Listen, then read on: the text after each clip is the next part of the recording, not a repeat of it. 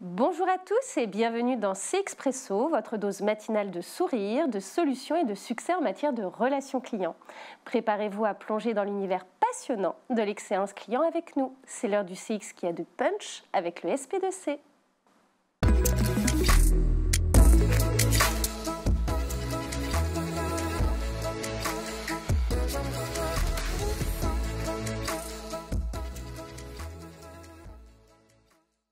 Bonjour Benjamin. Bonjour Caroline. Merci beaucoup d'être venu aujourd'hui sur C-Expresso.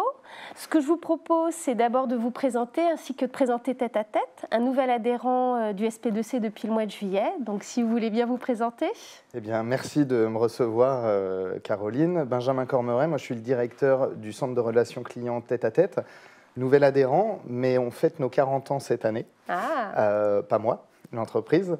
Et donc nous sommes un centre de relations clients basé à Nantes. Nous sommes une des 4 marques du groupe The Links. Nous avons une agence de com qui s'appelle The Links, un institut d'études qui s'appelle Moai, un cabinet de transformation organisationnelle qui s'appelle Coance, et enfin tête à tête, le centre de relations clients externalisé. Et nous sommes 100% made in France, j'aime le rappeler. D'accord, donc vous êtes sur Nantes. Exactement. Combien de positions sur Nantes? 140 positions à peu près. D'accord. Merci Benjamin. Alors le thème que vous avez choisi pour ce C-Expresso, qu'on a choisi ensemble, c'est comment effectivement on peut être ambassadeur de marque. Exactement. Puisque c'est le cœur effectivement du métier, notamment de tête-à-tête relation client. Et donc ma première question que je m'étais notée, c'était comment vous accompagnez vos clients pour conserver effectivement leur identité de marque dans leur relation client. Eh bien, effectivement, conserver l'identité de marque est un vrai enjeu pour les marques, surtout lorsqu'il s'agit d'externaliser sa relation client. Oui. C'est un des premiers freins qu'on doit lever. Et il n'y a pas d'autre solution aujourd'hui que l'incarnation. On doit incarner cette marque, cette identité de marque, et au travers de 5 enjeux finalement. D'accord. Le premier enjeu consiste à comprendre et s'approprier l'identité de marque. Donc le positionnement de la marque, sa mission, ses missions, ses objectifs, ses valeurs. Et tout au long du parcours, on doit avoir une cohérence entre les points de contact, et forcément lorsqu'on nous confie la gestion de la relation client, on doit absolument connaître ça. Ensuite, le deuxième enjeu réside dans la création de directives de marque.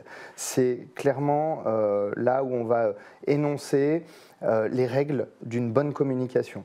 Donc tout ce qui va être élément de langage, la façon de saluer, la façon de répondre au téléphone ou par écrit.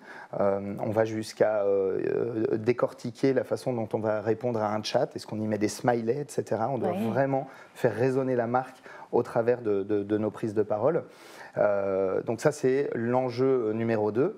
Et puis, une fois qu'on a identifié tout ça, il va falloir former nos collaborateurs à cette identité. Et là, on implique énormément la marque, notamment au moment de la formation initiale, pour qu'ils puissent porter haut les couleurs de la marque. Quatrième enjeu, la personnalisation de l'interaction. Il va falloir donner accès à la data, pour nos téléconseillers, à la data, pour qu'ils puissent connaître les clients de notre donneur d'ordre, autrement dit, accès à un historique de panier, par exemple, d'achat, à toute la vie du client, donc le CRM. C'est vraiment un enjeu. Et aujourd'hui, quand on parle d'expérience client, on parle d'ultra-personnalisation. Si on ne donne pas accès à cette data, on n'y arrivera pas. Et enfin, le dernier point, ça va être de s'assurer que tout au long du dispositif, du projet, cette identité de marque est bien représentée. Donc là, c'est de l'évaluation, de la mesure, je dirais, du service client et de la satisfaction des clients finaux. D'accord. Alors moi, ce que je retiens, c'est surtout l'enjeu numéro 2. C'est comment on intègre effectivement les conseillers clients dans la poursuite de cette identité de marque. Est-ce que vous auriez des exemples à nous donner chez Tête à Tête ? Oui, bien sûr. Donc l'enjeu, c'est la formation. Aujourd'hui, j'en parlais tout à l'heure, la formation initiale est cruciale. J'aime parler de co-responsabilité, de partenariat avec le client et pas de prestataire. À partir du moment où on arrive à créer cette relation avec le client, on arrive à intégrer le client dès le départ du projet. Ce n'est pas simplement je vous confie un projet, mais je le travaille avec vous en co-responsabilité. Et donc, ça a deux effets positifs en fait, d'intégrer le client dès le départ. D'abord, donner du sens aux collaborateurs, aux téléconseillers. Il va se sentir impliqué, il va comprendre davantage les enjeux, puisque c'est le client qui lui relate. Donc ça va tout de suite donner du poids à son rôle. Et puis le deuxième effet positif, c'est l'engagement. Ce qui va vraiment être important, c'est d'engager le collaborateur, de l'impliquer davantage dans son opération.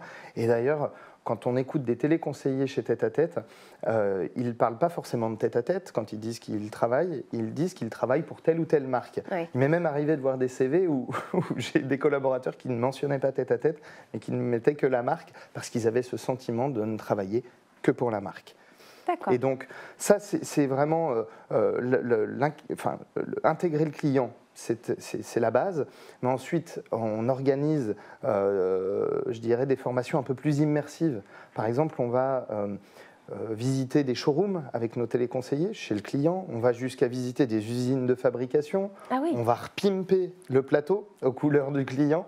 Voilà, c'est vraiment de créer un univers pour que le téléconseiller se sente vraiment en appartenance avec la marque.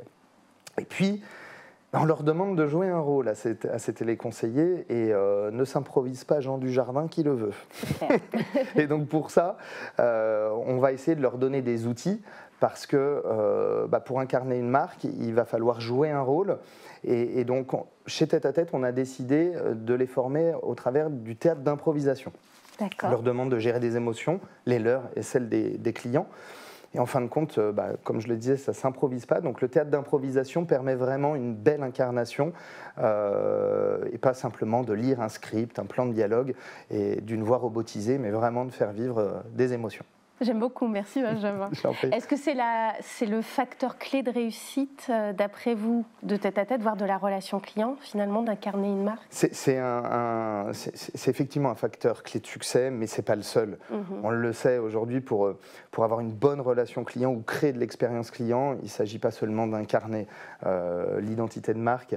Il y a tout un tas d'autres KPI ou critères qui permettent de mesurer une bonne relation client. Ça va jusque dans le délai de prise en charge d'une interaction, le parcours client sans couture. Effectivement, si on commence déjà, avant même d'avoir un humain, à avoir quelques accros lorsqu'on visite un site internet, ça fait partie d'une bonne relation client. L'accès aux data, là aussi, et puis la mesure de la satisfaction dans sa généralité. Donc non, il n'y a pas que l'incarnation, mais elle y contribue beaucoup. Et le théâtre d'impro, je note. Le théâtre d'impro aussi. Alors, on a beaucoup parlé de la dimension humaine, finalement, et comment on intègre dans cette dimension humaine, voire dans le théâtre d'impro, la dimension technologique, finalement. C'est pas simple, et pourtant, elle est vraiment efficace et essentielle, en fait, pour avoir une bonne incarnation de la marque. Je vais donner un peu de fond dans ce que je dis, mais avant, je voudrais quand même dire qu'il ne faut pas se mettre à dos les nouvelles technos. Aujourd'hui, les nouvelles technos, elles permettent plein de belles choses, notamment d'automatiser pas mal de tâches à non-valeur ajoutée pour le téléconseiller. Et donc, elles vont lui permettre de se concentrer davantage sur l'échange. J'aime dire qu'il faut trouver la combinaison, le bon dosage, combinaison gagnante entre intelligence artificielle et intelligence humaine. On parle beaucoup de l'intelligence artificielle. Elle est là, il faut l'exploiter, mais toujours au service de l'humain, parce que l'humain reste vraiment prioritaire dans les échanges. Les consommateurs demandent de l'humain, maintenant les technos au service de l'humain. Et je peux vous donner quelques exemples. Par exemple, pour vraiment permettre aux téléconseillers de se concentrer sur l'interaction. L'idée, c'est qu'ils ne soient pas parasités par tout un tas de tâches. L'automatisation, j'en ai parlé, ça va être la prise de notes pendant un appel. Oui. Elle peut déconcentrer en fait le téléconseiller, alors qu'aujourd'hui, avec de l'automatisation et tous les outils qu'on a d'analyse de voix, il peut s'affranchir de la prise de notes. On va également avoir l'accès à l'information. Un téléconseiller, quand il doit renseigner un client pour une réclamation ou pour une demande d'info, il a accès à tout un panel de réponses, de produits, des réponses techniques. Et donc, le temps de chercher l'information, vous savez, le fameux patienter, je vais consulter votre dossier, ça peut durer très très longtemps, ça peut être un irritant, ça peut perturber la relation. Eh bien, en fait, aujourd'hui, grâce à la techno, on va donner accès immédiatement à l'information à nos collaborateurs qui vont pouvoir se concentrer pleinement sur l'apport de la réponse et satisfaire le client. Et le dernier point, je dirais, les technos, le nec plus ultra, c'est qu'on peut même encore plus humaniser la relation client en y intégrant des outils comme l'assistant visuel. On va proposer, pour parfois désamorcer une situation qui peut être pas forcément conflictuelle, mais anxiogène pour un client, et bien de proposer la visio. On le fait souvent dans le perso. Donc la visio peut permettre d'humaniser et de rendre encore plus l'identité de marque forte, puisqu'on a du vrai, on a de l'humain en face. Absolument. Et dans ce cadre-là, on a vu l'humain, on a vu la techno. C'est quoi l'avenir effectivement de la relation client c'est un peu tous ces enjeux, je dirais, c'est un beau cocktail. Forcément, les marques ont de véritables enjeux au travers des technos qui arrivent, d'adaptation aux consommateurs, à la connaissance du consommateur. Le consommateur est de plus en plus exigeant, donc il va falloir absolument intégrer tout ça dans effectivement l'orientation stratégique des marques pour créer de l'expérience client. On parle d'ultra-personnalisation. L'ultra-personnalisation, on attend du vrai, on attend de la connaissance produit, de la connaissance client et je dirais de faire vivre le moment. Lorsqu'un téléconseiller échange avec un client, il doit se concentrer sur le client, l'interaction, le moment, pour que celui-ci soit mémorable, dans le bon sens du terme. Et donc, je pense que c'est ça les enjeux de demain. C'est une véritable... d'être dans le vrai et avec l'aide de nouvelles technos. Alors, en termes de moments mémorables, pour finir, félicitations pour jeudi dernier. Je crois savoir que vous avez gagné effectivement avec une marque partenaire, la marque partenaire, grâce à vous notamment, a gagné le prix élu service client de l'année. Donc toutes mes félicitations aux équipes tête à tête. Merci. Je ne sais pas si on a le droit de le citer, donc je ne dis pas. On peut le citer, il s'agit de Cuisine Plus.